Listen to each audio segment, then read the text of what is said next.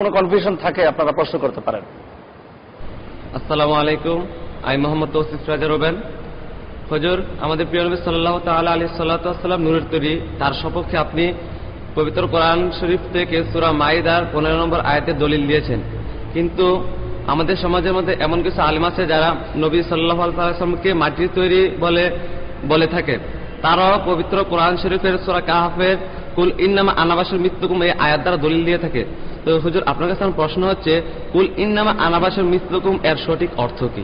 সুন্দর প্রশ্ন। যে যারা মাটির তৈরি বলেন তারা দলিল দিয়ে থাকেন, তাও কোরআন শরীফ থেকে।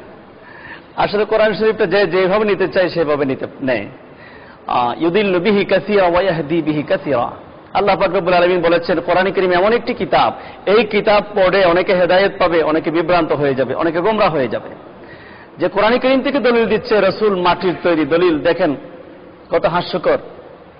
কুল ইন্নামা আনা বাশারুম মিসলুকুম, এখানে বলা হচ্ছে আমি তোমাদের মতো মানুষ। আনা বাশারুন শব্দ নিয়ে ব্যাখ্যা করতে হয়। বাশারুন শব্দের অর্থ, আমি চ্যালেঞ্জ করলাম, পৃথিবীর কোন ডিকশনারির মধ্যে আজ পর্যন্ত মাটি কেউ দেখাতে পারবে না। এখানে নবীজি বলেননি যে আমি তোমাদের মতো মাটির তৈরি, সেটা বলেননি। আমি তোমাদের মতো আকৃতিগত দিক দিয়ে তোমাদের মতো।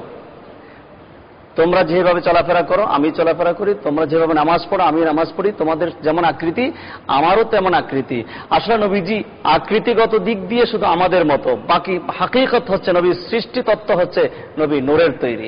বাশারুন শব্দের অর্থ মাটি কিন্তু না, এই কথাটা ভুল। যারা বলে থাকেন তারা নিশ্চয় বিভ্রান্ত, তারা ভুল বলে যাচ্ছেন, কোরআন শরীফের অপব্যাখ্যা করে যাচ্ছেন। তারা কখনো দেখাতে পারবে না বাশারুন শব্দের অর্থ মাটি, বরং বাশারুন শব্দের অর্থ চামড়া। নবীজির শারীরিক অবয়বটা ছিল চামড়ার, কিন্তু হাকিকতটা ছিল নূর।